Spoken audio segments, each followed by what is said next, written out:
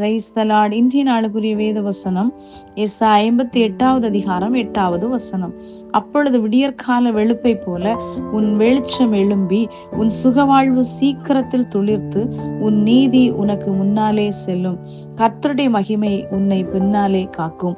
அன்புக்குரியவர்களே, இந்த அருமையான காலை வேளையிலே அருமைநாதர் இயேசு கிறிஸ்துவின் இனிய நாமத்தில் உங்களை வாழ்த்துகிறேன். கர்த்தர் தந்த அருமையான வசனத்திற்காய் நன்றி செலுத்துவோம். விடியற்கால வெளுப்பை போல உங்கள் வெளிச்சம் எழும்ப வேண்டுமானால் நாம் என்ன செய்ய வேண்டும்? அதற்கு கீழுள்ள வசனத்திலே 10வது வசனத்திலே கொடுக்கப்பட்டுள்ளது, சிறுமைப்பட்ட ஆத்துமாவை திருப்தியாக்கினால் அப்பொழுது இருளின் வெளிச்சம் உதித்து உன் அந்தகாரம் மத்தியானத்தை போல ஆகும். ஒருவேளை நம்முடைய வாழ்க்கை இருளை போல காணலாம், ஒன்றுமில்லாத நிலைமையில் இருக்கலாம். ஒருவேளை நம்முடைய தகுதிக்கு நமக்கு செய்வதற்கும் தகுதியற்றவர்களாய் இருக்கலாம். ஆனால் நாம் நம்மிடத்தில் இருக்கிறதை பிறருக்கு கொடுக்கும் போது காரணம் ஆகையால் தான் கர்த்தருடைய வேதம் இப்படியாய் சொல்லுகிறது, கொர்நேலியு என்று சொல்லுகிற மனிதன் செய்த தான தர்மங்கள் தேவ சந்நிதியில் போய் எட்டினது என்று.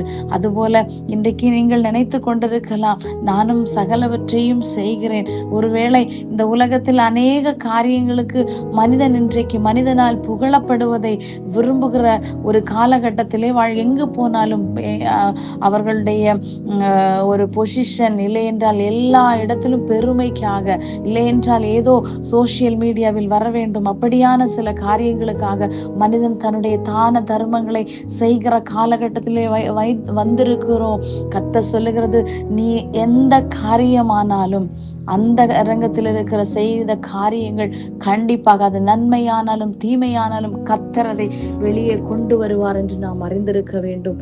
ஆகையால் நம்முடைய நீதி மறைக்கப்படவில்லை. உங்களுடைய நீதி உங்களை பிறகாலே உங்களை பின்னாலே கர்த்தருடைய மகிமை, அந்த நீதி நிமித்தம் கர்த்தருடைய மகிமை உங்களை பின்னாலே காக்கிறது.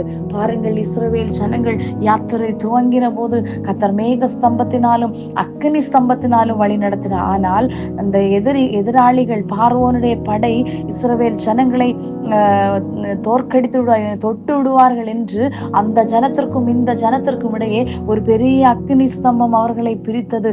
அக்கினியை மாத்திரம் அவர்களால் பார்க்க முடிந்தது, இஸ்ரவேல் ஜனங்களை பார்க்க முடியவில்லை. அப்படியாய் பாதுகாத்த தேவன் இன்றைக்கு நீங்களும் நானும் விசுவாசத்தின் காலத்திலே, இல்லை என்றால் விசுவாசத்தின் மூலம் நாம் கர்த்தரை கண்டு ஆராதித்து கொண்டிருக்கிற உங்களுடையும் என்னுடைய வாழ்க்கையிலும் கர்த்தர் எதையும் அனுமதிக்க மாட்டார்.